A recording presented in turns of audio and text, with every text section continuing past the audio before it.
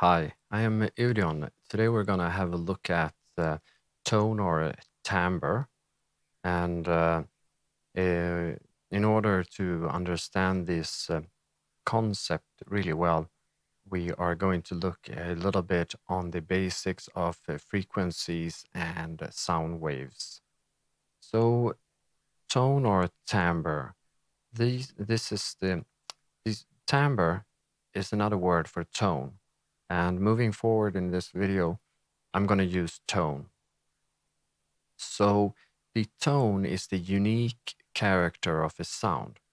Think, for example, different instruments, say a violin or a flute or a guitar.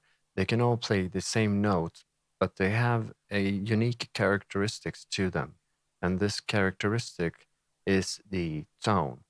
And we could, as composers, we can reference to them as color, and we could say that its color is bright or sharp or something in that fashion. So let's move in and have a little bit of look at on waves and frequencies to understand the concept here in a more mathematical fashion. So what we can see here to the left is an oscilloscope, and to the right I have here a spectrum analyzer within Ableton Live, and I'm playing here a pure sine wave, and it's playing at, I think we can look up here, 110 hertz. You can see here down here in this little window, you give information of what the frequency is, pitch, frequency and pitch is the same thing.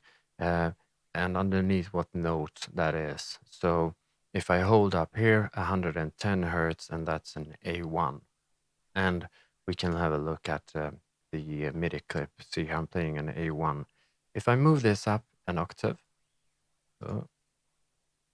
like so, start and stop.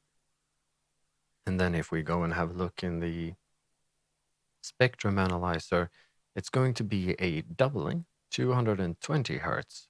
That's an A2.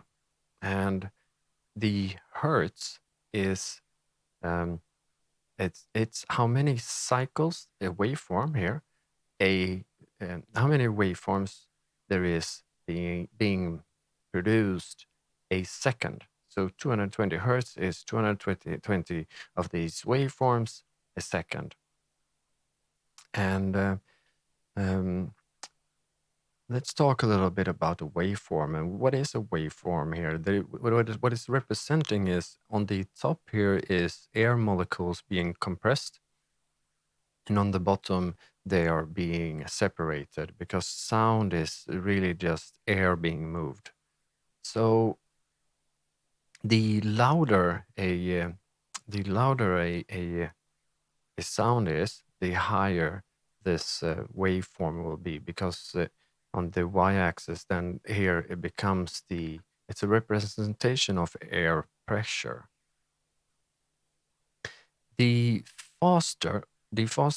more waveforms we have, the higher the pitch. And pitch is another word just for frequency. So when we moved up here from 110 to 220, the pitch is going to be higher, obviously. So we can move up even more to A3, and I was wondering why I was getting that. You see, these waveforms are becoming thinner, more compressed. That's because we are sending more waves a second, and there are maths to this, so it's a doubling when it's talking about octaves. So now it's 440 hertz.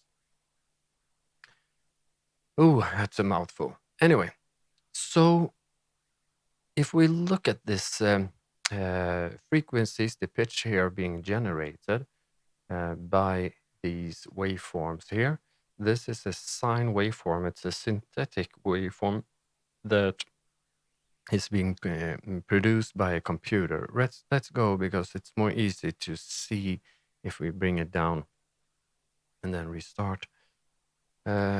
more easy to see the waveform, which is kind of is important now. So this is a synthetic sound being produced by the computer, and in the natural organic world, there is nothing like there is no such thing as a pure waveform. Instead, we have imperfections, if you want to call it that. But what I can do is I can bring in a bit of distortion here, modulating the sound a little bit, and so now the sound is going to sound different. And if you look at the waveform to the left, you can see that it's no longer the same shape. And to the right on the spectrum analyzer, you can see that we have here now has been introduced harmonics to this sound. And when we're talking about different instruments, then they all have different, how this waveform, how the harmonics differ is what gives it its unique sound. If we filter away all the harmonics and listen only to what's called the fundamental up here, they will all sound the same, maybe louder or more quiet, but in the essence the same.